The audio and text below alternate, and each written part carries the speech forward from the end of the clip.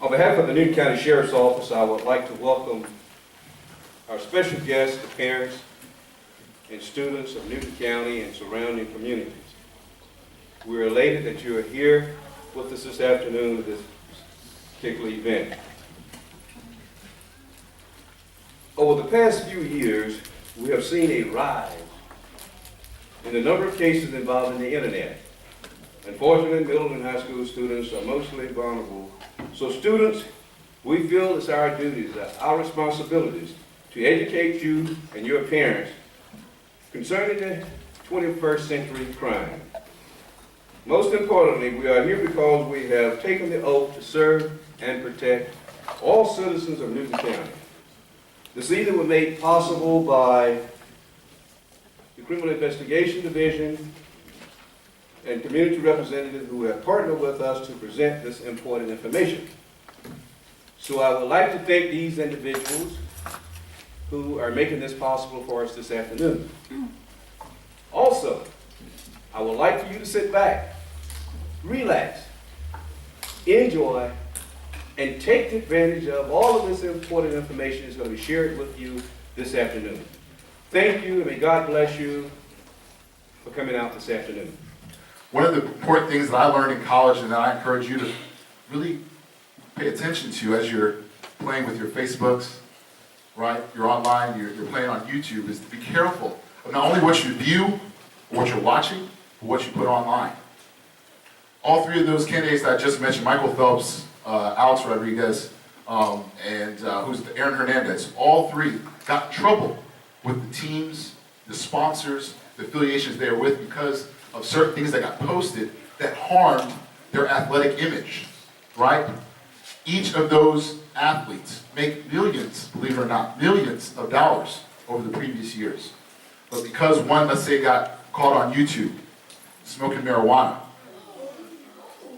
or one was found on Instagram with a gun, right? Or even one posting, hey, I'm coming back to the big leagues tomorrow, right? Something so simple as that, believe it or not, can get you in trouble with your boss. Because that's a way of communicating to the masses. And what those teams, those sponsors, those people who really invest a lot of dollars in those athletes to make sure they do their best are trying to communicate is that we want to protect your image. We want to make sure that kids like you here today respect you and look up to you. But when you're posting pictures with you smoking marijuana, holding guns, or even telling them that you're about to come back when you actually are about to be suspended for using steroids, that can hurt our team. And it can hurt you. So I highlight to again to you, the youth that are here today, just to be careful of what you're watching, right? What you're doing, what you're reading, but also what you put out there. Because you could be hurting not only yourself, but your family.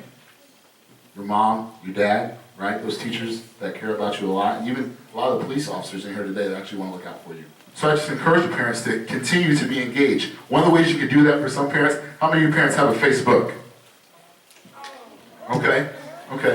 How many of you parents are on Twitter? Any of the parents on Twitter? Not as many hands of parents are on Twitter, right?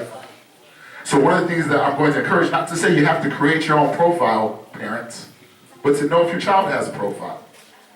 To know what your child is doing on those pages. To get really connected with them so that way you understand what that culture, what that technology is all about. Because the more you can learn from your kids, the more that creates not only a dialogue and relationship with your kids, but then you're better equipped as a parent to relate to them and to help them navigate through life. The next level of this is connecting us to the things that matter most. One of the things that begins to matter most once we get all of this wireless connectivity are the things that you do with your phones, the applications, the apps that we use that we definitely don't want to be without, the social networks that we use that we stay connected with our friends on. We heard some really good advice up here today in reference to social networking, and I want to touch base on that before I hit two other parts. The first thing that we need to really keep in mind, as you've already heard Shay mention today, is that social networking is a great tool, but at the same time, it's like anything else. You need to control it so that it is not controlling you. I always talk to students about understanding that you are a brand. How many people understand or know what a brand is, right? Like Nike is a brand, Coca-Cola is a brand. And when you hear those things, that means something to you. Nike, that means great sports and athletics. You're individual, John, Mary, Susie, you're a brand. And when you're on the internet, social networking, Twitter, Facebook, you now have the ability to control your brand. You can control how people see you, how they think about you, what they think about you. And the thing that you need to take away from all of this is that wireless connects us to all of that faster than anything. Very few of you are spending most of your time on those social networks on a computer at home. You're doing it on your phones. And so you don't have a whole lot of time to think before you possibly send something or say something or reply to something. But what you need to know about the internet is it is forever. Meaning, whatever you send, there is no, ooh, I shouldn't have said that, I'd like to get that back. Right? It's out there. Someone probably has it. If it's a picture that was inappropriate, it's out there. Someone probably has it. More importantly, your friends that you think are your friends on internet are not always your friends. How many people would agree? How many people had friends on Monday and y'all was mad at each other on Wednesday?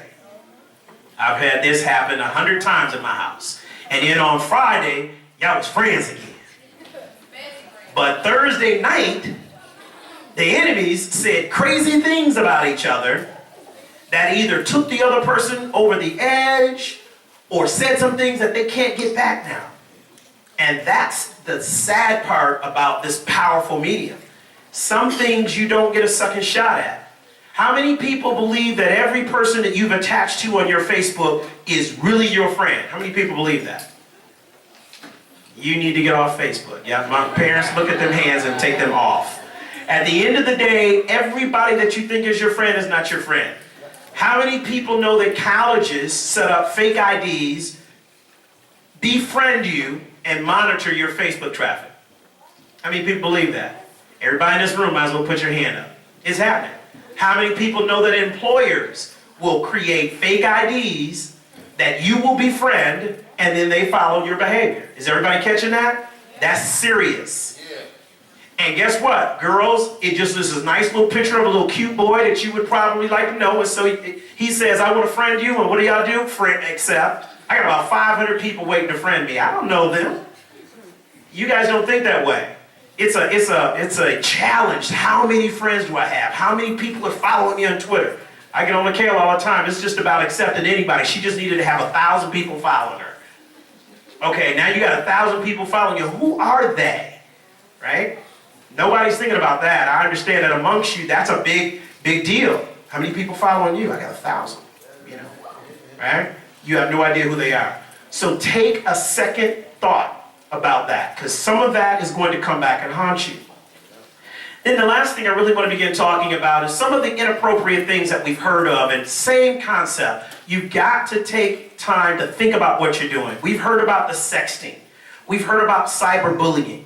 There's some new laws coming down on cyberbullying with the most recent case where this young lady killed herself, and I think it's long overdue. Parents must take an active role in policing what you're doing, as well as the students themselves need to put thought into that. What you say can hurt someone. And ultimately, they are looking to penalize those people who force people to do things like that. A lot of that is due to the power of these wireless devices, because they're right there in your hands, and it's quick to do it, and you're angry and you say something that you might regret. So I beg you to take time and think. Pause. It's quick, it's easy, it's right in your pocket.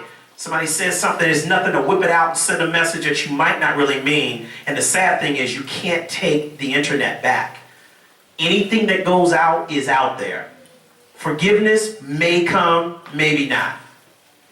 And then the last one in that same vein is, how many folks 15 years of age or older? Where are my almost drivers? Anybody 15? My 15-year-olds? All right. Sad thing about my 15-year-olds, and this isn't fair, you guys had phones before you even saw a car, right? Before you even began thinking about driving, you were mastering a phone. You were mastering how to text and how to communicate real quick. And now we're going to put you behind, a vehicle, the wheel of a vehicle, and tell you to put that away. That's going to be a hard transition. For those of us who learned about a car before a phone, we had to learn how to use the phone in the car. We had to learn how to put the BlackBerry up on the wheel and text while we was driving. We had to learn how to do that. You guys won't have to learn how to, you already know how. That is super dangerous in the fact that you will levitate to that equipment first before the car. Same concept. You must think. You must think, and you must start thinking now, not getting into the situation prior to the situation. So many deaths happening around texting and driving. I had to break myself of some very bad habits. You are just starting out, you must give that thought in advance, otherwise you'll get in the situation and then ultimately try to break the habit. I think some of the best commercials I've seen recently are not necessarily people killing themselves, but killing someone else. That right there, that shut me down for any thoughts around it. Because of the simple fact that now you gotta live with that. So don't ever find yourself in this situation. No message is that important. You can always pull over. Same way with a conversation. Something that a lot of us don't talk about with cell phones is talking. I always call it talking while mad, you know, or getting too intense in a phone conversation. You can drive 5 exits and miss all your exits and be somewhere else. Or either you can drive all the way home and not even know how you got there if you're on an intense conversation. Some things need to wait. Simple as that. And young people where you don't even have the driving skills to do that, you absolutely need to wait. Learn to wait. It could make the difference not only in your life, but someone else's life. Because the last thing you want to do is kill somebody and then have to live, you know, it's a good chance you're going to be here 75, 80 more years. That's a long time to be thinking about it.